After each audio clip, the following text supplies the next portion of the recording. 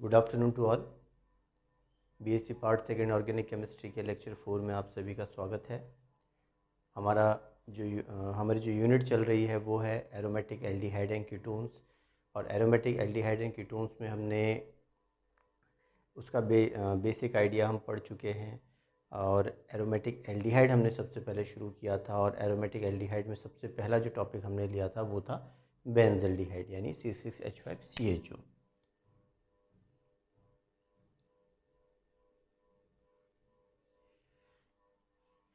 Benzaldehyde की हम बनाने की विधियाँ पढ़ चुके हैं। बनाने की विधियों के बाद हमने उसकी केमिकल रिएक्शंस शुरू करी थी। केमिकल रिएक्शंस को हमने टोटली 4 भागों में विभाजित किया था। पहला भाग जो था वो था बेंजल्डिहाइड में जो एल्डिहाइड समूह है उसके कार्बोनल की नाभिक स्नेही योगात्मक अभिक्रियाएँ, वो कंप्लीट कर चुके हैं हम। इसके बाद जो दूसरा भाग जो है वो था बेंजल्डिहाइड की एल्डिहाइड की ऑक्सीकरण की तथा अन्य अभिक्रियाएँ। तो ऑक्सीकरण की जो अभिक्रियाएँ थी वो हम पढ़ चुके थे, और दूसरा भाग को ही आज हम कंटिन्यू करेंगे। जो कुछ रिएक्शंस बची हुई थी वो हम आज लेंगे। तो देखिए, आज जो हम रिएक्शन पढ़ने वाले हैं वो कौन सी है? विटिक अभिक्रिया। तो सबसे पहले हम ये समझ लेते हैं कि विटिक अभिक्रिया होती क्या है। तो आप देखें कि विटिक अभिक्रिया में सबसे पहले बेंजल्डिहाइड, ये जो बेंजल्डिहाइड है इसको हम इस प्रकार बना लेते हैं समझने के लिए। इसकी रिएक्शन होती है CH2 double bond P C6H5। इसको कहा जाता है इलाइड्स। इन्हें कहा जाता है इलाइड्स। इलाइड्स वे ऑर्गेनिक कंपाउंड्स होते हैं जिनमें हीटेरो एटम यानी जो विषम परमाणु है, ये जो आपको दिख रहा है फॉस्फोरस, या फिर फॉस्फोरस भी हो सकता है, नाइट्रोजन भी हो सकता है और सल्फर भी हो सकता है।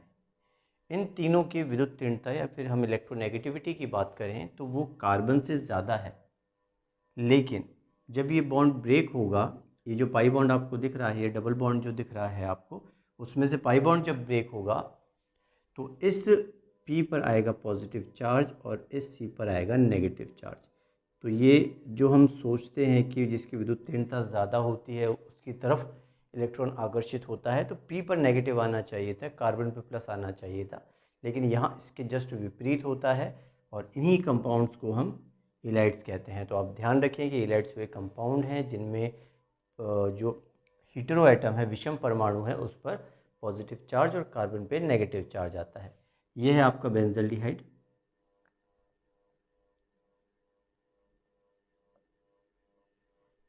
तो देखिए, इन दोनों की अभिक्रिया जब होती है तो प्रोडक्ट कैसे बनेगा। प्रोडक्ट बनाने के लिए आप ध्यान रखें, ये जो पार्ट है, ये पार्ट और इस पार्ट को, इन दोनों पार्ट्स को आप जोड़ दीजिए तो देखिए प्रोडक्ट बनेगा C6H5 होल थ्राइस। ये इसके साथ है P। अब P के बाद डबल बॉन्ड CH2 था, अब ये CH2 हट जाएगा, इसकी जगह लग जाएगा ऑक्सीजन। तो ट्राइफेनिल फॉस्फीन ऑक्साइड, इसको हम कहते हैं ट्राइफेनिल फॉस्फीन ऑक्साइड। और साथ में इसके बनता है, देखिए हम यहाँ से शुरू करते हैं, जो बचा हुआ है C6H5, ये कार्बन, ये हाइड्रोजन। अब देखिए यहाँ डबल बॉन्ड था, ऑक्सीजन, डबल बॉन्ड ऑक्सीजन था, ऑक्सीजन निकल गया, तो अब यहाँ क्या लग जाएगा, ये वाला CH2।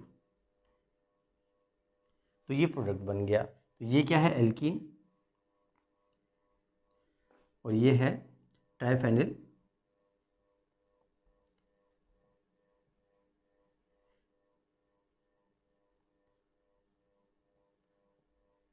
ट्राइफेनिल phosphine oxide. ये दोनों प्रोडक्ट बनते हैं। आपको ध्यान ये रखना है कि जो बनने वाला जो एल्कीन है, ये E या फिर Z कुछ भी हो सकता है। E भी हो सकता है, Z भी हो सकता है। इन दोनों को आपने कहाँ पढ़ा होगा, जब फर्स्ट ईयर में आप थे तो आपने वहाँ पे पढ़ा होगा कि जब हायर प्रायोरिटी ग्रुप यानी हायर ग्रुप्स एक तरफ होते हैं डबल बॉन्ड के, जैसे हम अगर इसकी बात करें, ये कार्बन के यहाँ पर I लगा हुआ है, यहाँ Br लगा हुआ है, यहाँ Cl है और यहाँ पर F है, तो अगर हम एटॉमिक नंबर के अकॉर्डिंग नाम दें, नंबरिंग करें, तो इन दोनों में देखें तो सबसे पहले इसका एटॉमिक नंबर ज़्यादा है तो 1, Br2, इन दोनों में से इसका ज़्यादा है 1 और इसका 2। तो जो हायर वाले ग्रुप हैं वो एक दूसरे के विपरीत दिशा में है, तो ये E होगा, और अगर एक तरफ होते हैं तो Z होता है, ये आपको पता होना चाहिए। तो इसमें बनने वाली एल्कीन जो है वो E और Z दोनों हो सकती है, ये आपको ध्यान रखना है। तो कुल मिला के आप देखें कि विटिक अभिक्रिया में बेंजल्डिहाइड और इलाइड की अभिक्रिया होती है और ट्राइफेनॉल फॉस्फीन ऑक्साइड और एल्कीन बनता है।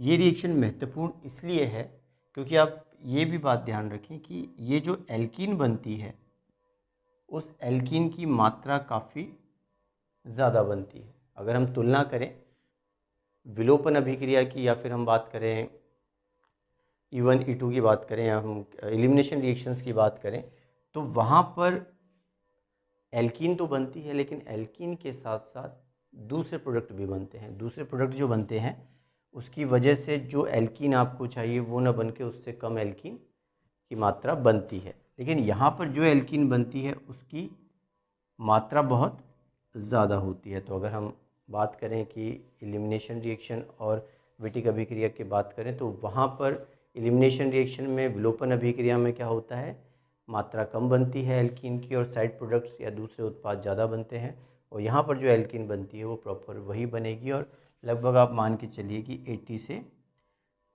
या 80 से ज़्यादा परसेंटेज एल्कीन का बनता है। तो ये आपकी विटिक रिएक्शन हो गई 1 स्टेप में। इसके बाद हम पढ़ेंगे कि फॉस्फोरस इलाइड कैसे बनता है, और इसके बाद हम क्रियाविधि देखेंगे कि ये पूरी क्रियाविधि किस प्रकार से हुई। आप इसका स्क्रीनशॉट ले लीजिए।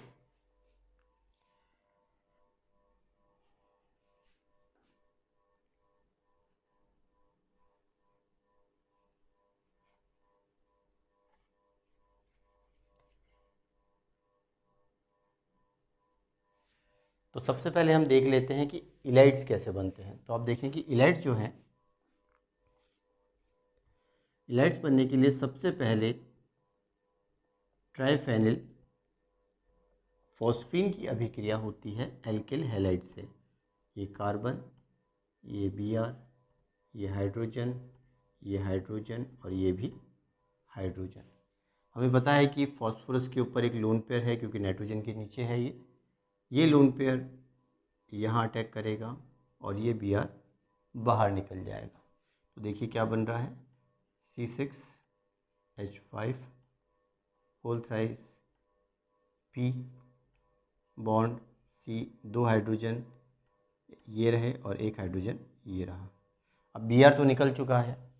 अब आपको ध्यान देने वाली बात यह है कि यहाँ पर जो फॉस्फोरस है उसके ऊपर लोन पेयर है, वो लोन पेयर के इलेक्ट्रॉन्स ने बॉन्डिंग करी इस कार्बन से, यानी फॉस्फोरस ने अपने इलेक्ट्रॉन कार्बन को दिए, तो इस फॉस्फोरस पे आएगा प्लस का चार्ज, ये आपको ध्यान रखना है। और इस कार्बन पे कोई चार्ज नहीं आएगा क्योंकि ये लोन पेयर के इलेक्ट्रॉन इस कार्बन पर आए और दूसरे से निकल गए, यानी एक हाथ से इलेक्ट्रॉन आया और दूसरे हाथ से निकल गया। तो आप ये ध्यान रखें कि इस पर कोई चार्ज नहीं आएगा कार्बन पर, ये बनता है। ये बनने के बाद इसकी अभिक्रिया होती है बेस से। बेस का मतलब क्षार का काम क्या होगा, हाइड्रोजन निकालना। तो ये जो बेस है इसको हम बी लिखते हैं, ये बेस अटैक करता है इस हाइड्रोजन पर, और इस हाइड्रोजन पर अटैक करने के बाद ये दोनों इलेक्ट्रॉन शिफ्ट हो जाते हैं इस कार्बन पर। देखिए कार्बन और हाइड्रोजन के बीच में एक बॉन्ड है, एक बॉन्ड में 2 इलेक्ट्रॉन होते हैं। जब बेस H+ आयन को निकालेगा तो ये H+ आयन तभी बन सकता है जब ये हाइड्रोजन और इस कार्बन के दोनों इलेक्ट्रॉन कार्बन के ऊपर चले जाएं। तो देखिए क्या बनेगा, C6H5 होल थ्राइस P, ये पॉजिटिव चार्ज उस पर एज इट इज़। अब देखिए कार्बन पर 3 हाइड्रोजन थे, एक हाइड्रोजन ये रहा और एक हाइड्रोजन ये रहा, यानी ये दोनों हाइड्रोजन यहाँ लिख दिए, और एक हाइड्रोजन निकल चुका है H+ की फॉर्म में, यानी दोनों इलेक्ट्रॉन कार्बन को दे करके। तो क्योंकि दोनों इलेक्ट्रॉन कार्बन के ऊपर आ गए इसीलिए इस पर चार्ज आ जाएगा नेगेटिव, और ये P पर प्लस है ही। यही है इलाइड जो फर्स्ट रिएक्शन अभी पढ़ी थी इलाइड्स की। सबसे पहले जो विटिक अभिक्रिया जो हमने पढ़ी है उसमें इलाइड जो बनाया था वो यही था। तो अब आप देखें आगे क्या होता है, इसकी अनुनादी संरचना अगर हम देखें तो ये नेगेटिव चार्ज यहाँ शिफ्ट होता है और इन दोनों के बीच में बॉन्ड बन जाता है। देखिए ये प्लस है यानी इलेक्ट्रॉन की कमी, ये माइनस है इलेक्ट्रॉन ज़्यादा, तो ये इलेक्ट्रॉन्स यहाँ शिफ्ट होते हैं। तो क्या बनेगा देखिए आप, C6H5 होल थ्राइस P। अब देखिए सिंगल बॉन्ड तो ऑलरेडी है यहाँ पर, ये इलेक्ट्रॉन और शिफ्ट हो गया तो एक बॉन्ड और बन गया, ये कार्बन और एक हाइड्रोजन, ये एक हाइड्रोजन, ये वही है इलाइड जो हमने अभी अभी पढ़ा था। अब आप देखिए ये भी इलाइड है, ये भी इलाइड है, लेकिन रिसर्च से यही पता लगा कि जो मैकेनिज्म होगी विटिक अभिक्रिया की, जो विटिक अभिक्रिया की क्रियाविधि होगी, उसमें ज़्यादा महत्वपूर्ण जो है वो ये रेजोनेटिंग स्ट्रक्चर है, ये अनुनादी संरचना है। इसका महत्व थोड़ा सा कम है, इसका महत्व ज़्यादा है, ये इलाइड है। तो आपको इस अभिक्रिया में ये पता लग गया कि इलाइड सबसे पहले कैसे बनी। इसको देख लीजिए आप और इसका स्क्रीनशॉट ले लीजिए। अब हम पढ़ लेते हैं विटिक अभिक्रिया की क्रियाविधि, यानी किस प्रकार से एल्कीन बनी और किस प्रकार से ट्राइफिनाइल फॉस्फीन ऑक्साइड बना। तो देखिए सबसे पहले हम लेते हैं बेंजल्डिहाइड, C6H5C, ये हाइड्रोजन और ये ऑक्सीजन, ये बेंजल्डिहाइड हो गया। इसकी रिएक्शन किससे हुई थी, अभी अभी हमने पढ़ा, CH2, फिर ये P, C6H5 होल 6। हमने अभी इलाइड्स की दो अनुनादी संरचनाएं पढ़ी, जिसमें हमने कहा कि जब क्रियाविधि होगी, जो मैकेनिज्म होगा, जो क्रियाविधि होगी, उसमें इस संरचना का महत्व ज़्यादा है, इस संरचना का महत्व जो है वो ज़्यादा है। तो अब आप देखें, ये 3, अब आप ये देखें कि बेंजल्डिहाइड का कार्बोनिल समूह जो है वो देता है न्यूक्लियोफिलिक योगात्मक अभिक्रिया, यानी ये पाई बॉन्ड जब टूटेगा तो क्योंकि ऑक्सीजन की विद्युतीनता ज़्यादा है तो इस पर आता है नेगेटिव चार्ज और इस पे आता है प्लस का चार्ज। ये बॉन्ड तोड़ दीजिए, क्योंकि ऑक्सीजन की विद्युतीनता ज़्यादा है तो ये नेगेटिव और ये पॉजिटिव। तो इस कार्बन पर अटैक कौन करेगा, देखिए कार्बन इलेक्ट्रॉन डेफिशिएंट है तो उस पर अटैक करने वाला जो होगा वो कौन होगा, इलेक्ट्रॉन रिच।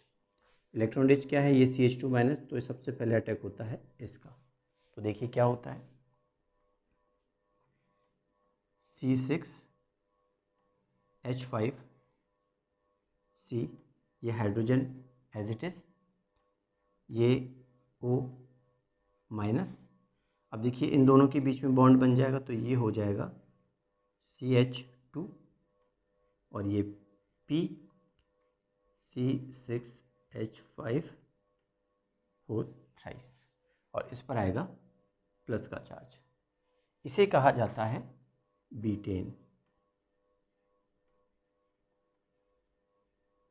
इसे कहा जाता है बीटेन। और ये रिएक्शन के दौरान या फिर हम कहें क्रियाविधि के दौरान बन भी सकता है और नहीं भी बन सकता, दोनों चांसेस हैं। इसके बाद क्या होता है, ये नेगेटिव चार्ज है, ये नेगेटिव चार्ज शिफ्ट होता है इस फॉस्फोरस पर। देखिए ऑक्सीजन नेगेटिव है, इलेक्ट्रॉन रिच। फॉस्फोरस की बात करें तो इलेक्ट्रॉन की कमी, तो ऑक्सीजन के इलेक्ट्रॉन शिफ्ट होते हैं फॉस्फोरस पे। देखिए अब क्या बनेगा, C6H5, ये कार्बन, एक हाइड्रोजन ऊपर, इसके बाद ये ऑक्सीजन, ये CH2, ये P और P के ऊपर है C6H5 होल साइज ये है। और अब इन दोनों के बीच में बॉन्डिंग बन चुकी है। देखिए पहले बॉन्ड नहीं था लेकिन इलेक्ट्रॉन शिफ्ट हुए तो ये बॉन्ड बन गया। इसे कहा जाता है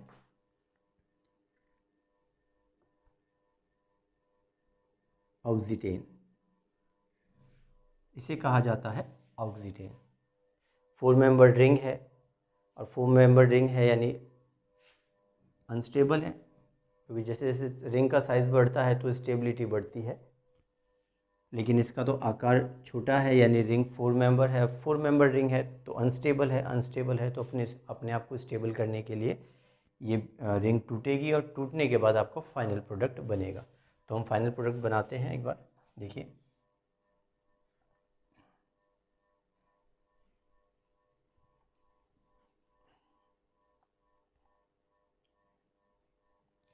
तो देखिए फाइनल प्रोडक्ट में क्या होगा,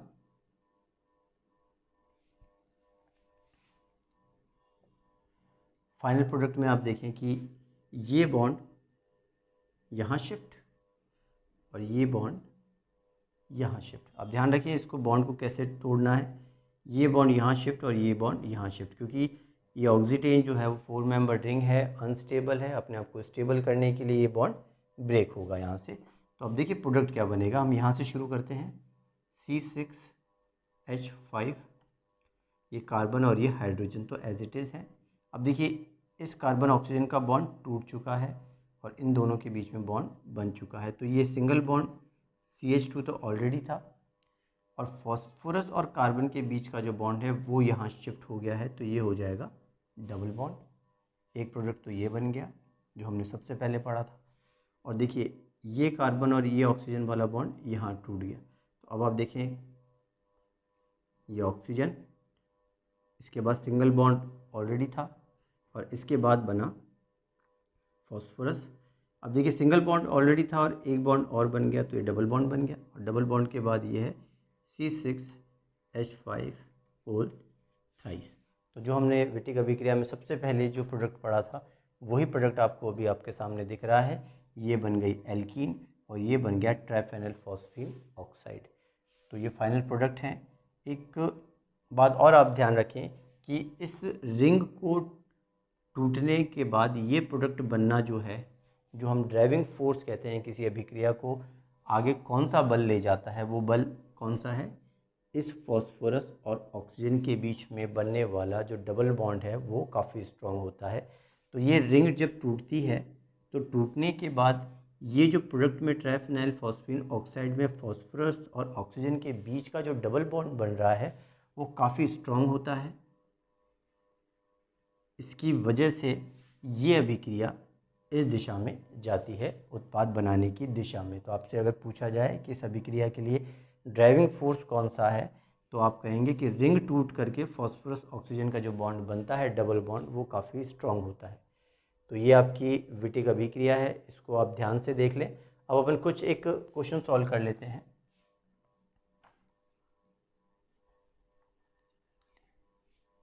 कि बेंजल्डिहाइड के संदर्भ में अगर मान लीजिए कोई प्रोडक्ट बनाने को आपसे कहा जाए, फॉर एग्जांपल ये देखिए C6H5 C double bond O और ये H, बेंजल्डिहाइड की रिएक्शन कराई जाती है double bond P C6H5 whole thrice की। ठीक है, अब हमने जो एग्जांपल लिया था उसमें दोनों तरफ हाइड्रोजन थे, लेकिन आपको इस बात को नहीं देखना है कि किस तरफ हाइड्रोजन था क्या था। आपको तो ये ध्यान रखना है कि हमें प्रोडक्ट बनाते वक्त इसको ऑक्सीजन से जोड़ना है और इसको इस वाले पोर्शन से जोड़ना है। तो सबसे पहले हम देख लेते हैं क्या बनेगा, C6H5 whole thrice P double bond O triphenyl phosphine oxide plus C6H5, ये कार्बन का हाइड्रोजन ऊपर है ही, ये डबल बॉन्ड जो है वो जुड़ जाएगा इस कार्बन से, ये कार्बन, ये एक तरफ R और एक तरफ Z। अब ये भी हो सकता है कि प्रोडक्ट इस तरीके से भी बने कि R नीचे C6H5 CH double bond C, ये R सॉरी ये H और ये R है, तो एल्कीन ही, एक E और एक Z हो सकता है। ठीक है, तो अब आप देखें कि दोनों तरीके से प्रोडक्ट बन सकता है। तो आपको अगर कुछ भी दिया जाए, बेंजल्डिहाइड की अभिक्रिया दी जाए, विटिक अभिक्रिया दी जाए, और कोई भी आपको क्या ना इलाइड अगर दे दिया जाता है किसी भी तरीके का, तो आप प्रोडक्ट इसका इजीली बना सकते हैं। तो एक होमवर्क आप घर के लिए ज़रूर देखें कि यदि, हाँ देखिए बेंजल्डिहाइड के अलावा कीटोन भी ये अभिक्रिया देते हैं, आपको ध्यान रखना है, केवल एल्डिहाइड नहीं, कीटोन्स भी ये अभिक्रिया देते हैं। और आपको जो एक होमवर्क करना है वो ये है कि ये जो कीटोन है आपके सामने साइक्लोहेक्सेनोन, उसकी रिएक्शन अगर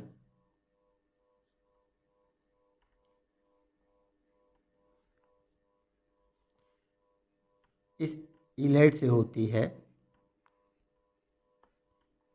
तो आपका प्रोडक्ट क्या बनेगा, ये आपका होमवर्क है। ये क्या है, आपको परेशान बिल्कुल नहीं हो रहा है, जैसा कि आपने इसमें किया था वैसा कि वैसा आपको यहाँ करना है। तो आपको पता है कि कौन सा पोर्शन किससे जुड़ेगा, तो आप ये बनाएं और चैनल को आप सब्सक्राइब करें। वीडियो देखने के लिए आपको बहुत बहुत धन्यवाद। Thank you.